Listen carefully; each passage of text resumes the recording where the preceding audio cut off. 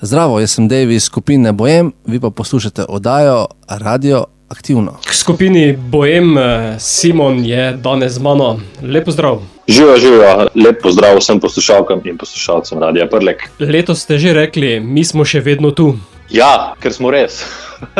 V bistvu približno 20 let, mogoče kakšno leto več, odkar skupina Bohem obstaja, še vedno smo tu, vztrajamo s stilom, s katerim smo nekako začeli pred 20 leti. Se pravi, vztrajamo pri rock'n'rollu, pri rocku, čeprav nekako se zavedamo, da to ni trenutno najbolj popularna zvrst, ampak hvala Bogu prihajajo tudi mlade skupine, ki se mi zdi, da malo vračajo ta rock v naš slovenski prostor in je to še kako potrebno. Zdaj, vsaka glasbena zvrst je po svoje zanimiva, ampak se mi zdi, da v zadnjih letih je pa res v Sloveniji ta raznolikost postala zelo, zelo neizrazita in je prav fajn, da se zopet malo začnejo nekako različne glasbene zvrsti, med drugim tudi rock, vračati nazaj in poskrbeti za diverziteto slovenske glasbene scene. Potem bi res lahko rekli, da ste boheme.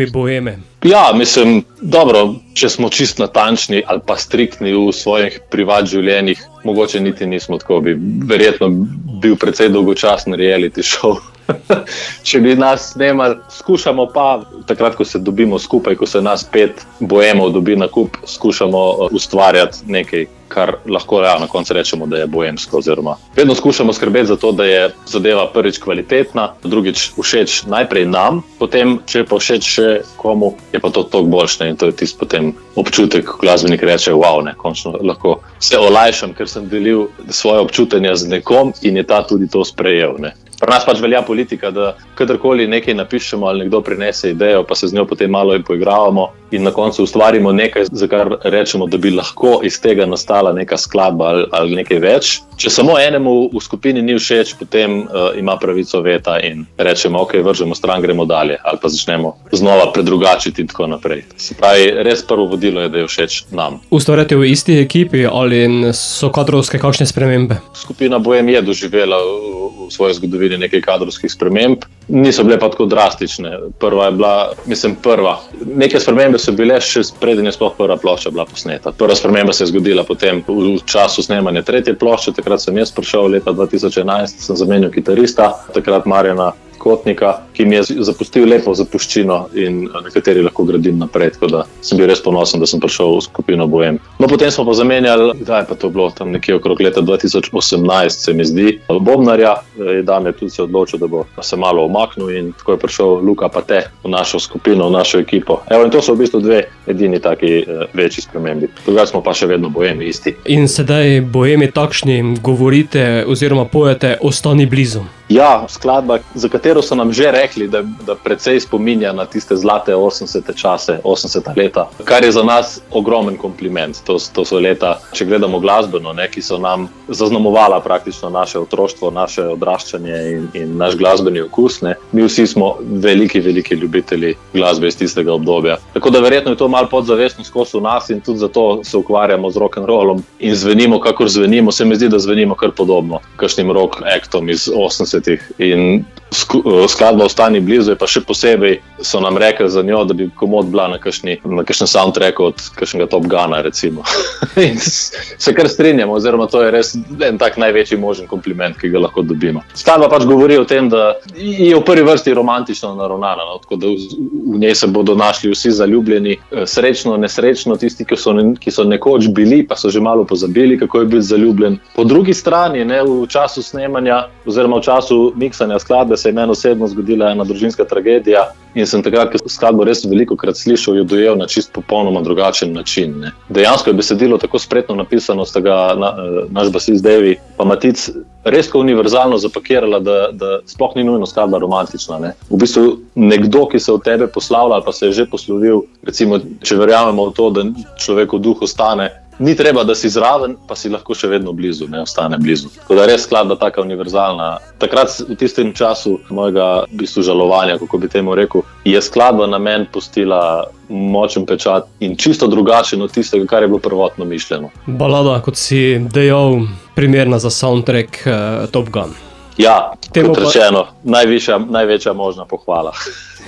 Temu pa sledi tudi videospot. Skladbo smo v bistvu takole rekli, če pa že pravijo, da skladba res diši po 80-ih, pa dajmo narediti celotno zadevo tako, kot so delali v 80-ih oziroma včasih. Ne? Danes včasih hiperprodukcije se stvari plasirajo ljudem v javnost na čisto drugačne načine kot takrat. Mi smo pa rekli, dajmo narediti enako, kot so delali takrat. Se pravi, najprej smo šli na radijske postaje, smo skladbo razposlali širom Slovenije, zato smo tudi udarili eno tako, to bi rekel, radijsko turnejo, ne, z različnimi intervjuji, s promocijo in tako naprej. Skladbo smo ponudili na spletu samo v obliki audio formata, ker enostavno nismo tudi želeli, da ljudje povežejo prehitro neko sliko, ki jo dobijo s skladbo. Ker čim ti ljudem predstaviš neko sliko, nek video spot, jim avtomatsko že sugeriraš občutja, tematiko, karkoli, dojemanje, kako ne bi se skladba dojemala. Mi pa tega nismo hoteli, ker je skladba res, kot sem rekel že prej, precej univerzalna. Ne? Sicer smo kasneje zdaj tudi dali video spot, ampak je prišel z zamikom, tako da upamo, da so ljudje najprej skladbo vsaj malo poslušali, jo ali slišali prek radijskih postaj ali prek spleta, kakorkoli. In šele potem šli pogledati video spot, ki je sicer res, da bo atično narejena, pa kot rečeno, skladba je lahko razumljena tudi čisto drugače. Z njo pa tudi najavljate novi 4. album, kako daleč ste? Mi smo že pred časom rekli, da je koncept glasbeni album v letu 2020 plus čisto preživeta zadeva in nima več nobene realne podlage. Na kar smo po, mislim, da 4, 5, 6 skladbah, ki smo jih izdajali vse od leta 2016 naprej, malo spremenili mnenje. Ne? Zdaj imamo nekaj skladb izdanih, ki niso še na nobenem albumu. V svojem katalogu imamo 3 albume, pa smo rekli, dobro, v času korona krize, ko se je svet ustavil, smo posneli 5 skladb, pa še odprej imamo 4 že posnete in izdane. Zakaj pa ne bi to povezali v eno celoto, ki bomo rekli tudi album. Verjetno bo izdan v vseh možnih oblikah, kar je možno, razen mogoče vinil ne bo prišel upoštev, drugo pa vse. Kdaj in kako? Posneto je vse, nismo pa še tako daleč, da bi točno vedel, kdaj bomo uspeli priti na vrsto za tisk in tako naprej. Verjetno, zelo verjetno še v tem letu. Nič pa ne obljubimo. Sva pa midva tako daleč, da bova sedaj pesem spustila tudi v naš eter. Zato, Simon, boš ostal blizu? Ja, absolutno bom ostal blizu. Bom skupaj z vami poslušal še verjetno 10 000 tretjič skladbico. Vsem tistim, ki jo boste pa prvič slišali po prvih uvodnih notah, ki jih boste slišali na moji kitari, verjamem, da si boste zelo hitro začeli požvižgavati. Ostanite blizu in poslušajte skladbo do konca.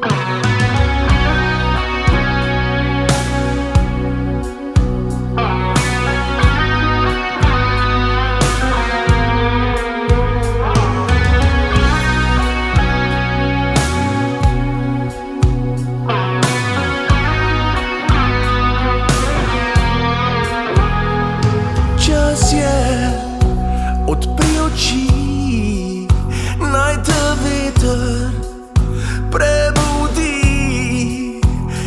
in hočem ta trenutek obdržati, ker ne boli.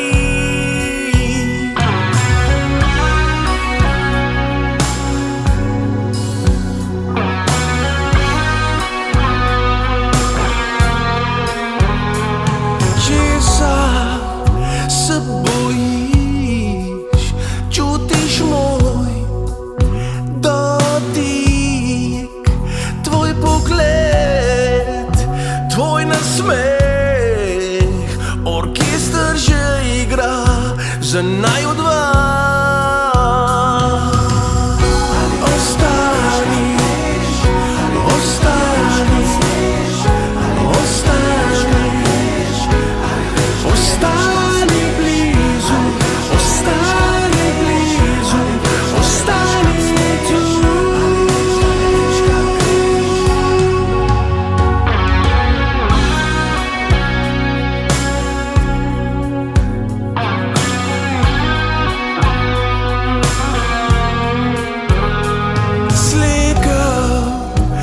Srce ukradel luno z neba in kot ptič brez križ